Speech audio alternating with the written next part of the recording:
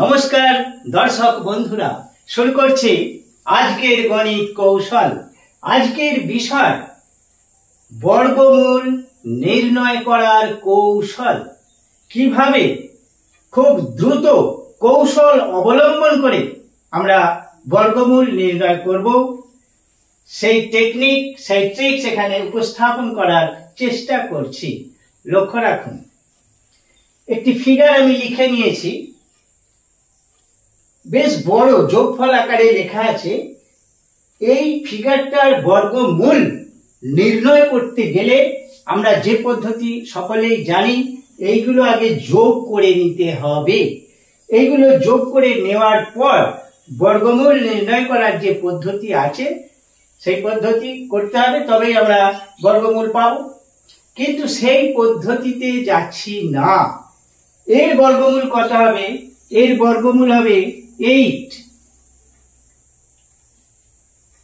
কোন রকম যোগ ছাড়াই, এগুলো যোগই করছি না, এর বর্গমূল হবে 8। কিভাবে হচ্ছে অবশ্যই জানাবো। তাহলে এটা যদি 8 হয় তাহলে সংখ্যাটা কত? এখানে যোগ করলে অবশ্যই 64 হতে হবে, 64 হতে হবে, তবে তার বর্গমূল 8 আসবে।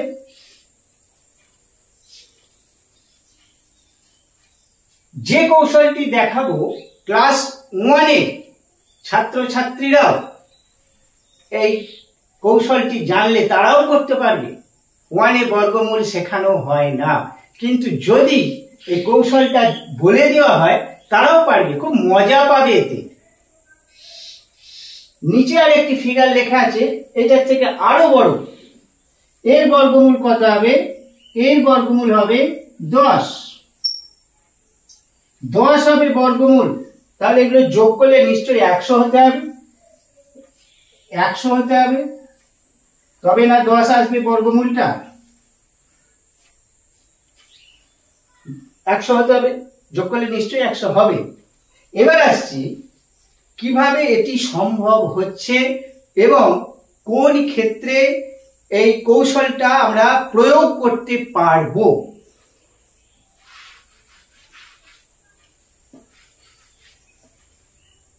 পনেরো, 11, 13, 9, 1, 5, 3, 7 এইগুলো সব বিজোড় সংখ্যা লেখা আছে, সব বিজোড় সংখ্যা লেখা আছে। কতগুলো বিজোড় সংখ্যা আছে? 1, 2, 3, 4, 5, 6, 7, 8, 8টা বিজোড় সংখ্যা আছে। তাই এর বর্গমূল হবে 8। যোগ করার কোনো দরকারই হচ্ছে না, কেবল কাউন্ট করে নিতে হবে কতগুলো সংখ্যা এখানে আছে, বাস বর্গমূল আমরা পেয়ে যাব। এইখানে আছে 1, 2, 3, 4, 5, 6, 7, 8, 9, 10, 10টা ডিজিট এখানে লেখা আছে, তাহলে এর বর্গমূল হবে 10। যোগ করার কোনো দরকারই নেই। এইবার কথা হচ্ছে কখন আমরা এই কৌশলটা প্রয়োগ করব? যখন ক্রমিক বিজোড় সংখ্যা থাকবে যোগ আকারে। ক্রমিক বিজোড় সংখ্যা এই জায়গায় থাকবে। ক্রমিক বিজোড় সংখ্যা 1 থেকে শুরু করতে হবে। 1 থেকে বিজোড় সংখ্যা শুরু হচ্ছে। ক্রমিক বিজোড় সংখ্যা এখানে কিন্তু 1 থেকেই আছে। 1, 3, 5, 7, 9, 11, 13, 15 সংখ্যাগুলো এলোমেলো করে লেখা আছে এখানে, এলোমেলো, কিন্তু এখানে ক্রমিকই আছে। আমরা যদি এটাকে এইভাবে লিখতাম 1 + 3 + 5 + 7 + 9 + 11 + 13 + 15 1, 2, 3, 4, 5, 6, 7, 8 এটা ক্রমিক 1 থেকে শুরু হয়েছে। এটা সাজানোই আছে। আমরা এখানে আরো সংখ্যা যোগ করতে পারি। 19, 21, 23, 25 কত হবে?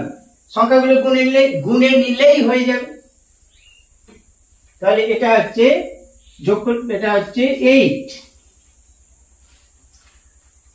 ক্রমিক বিজোড় সংখ্যা হবে 1 থেকে শুরু হবে, আর এগুলো গুণে নিলেই আমরা বর্গমূল পেয়ে যাব। এবার এইগুলো যদি জোড় সংখ্যা থাকে, ক্রমিক জোড়, 2 থেকে যদি শুরু হয়, 2, 4, 6, 8, 10, 12, 14, 16, 18, 20 পর পর যোগ আকারে থাকে, সেক্ষেত্রে কি হবে? সেক্ষেত্রেও সম্ভব, তবে একটু তফাৎ আছে। কেবলমাত্র কাউন্ট করলেই হবে না, আর একটু সামান্য কাজ করতে হবে। এর পরের ভিডিওতে নিয়ে আসছি ক্রমিক জোড় সংখ্যার বর্গমূল নির্ণয়। আজ এই পর্যন্তই, আবার দেখা হচ্ছে পরবর্তী ভিডিওতে। ভিডিওটি দেখার জন্য অসংখ্য ধন্যবাদ জানাই।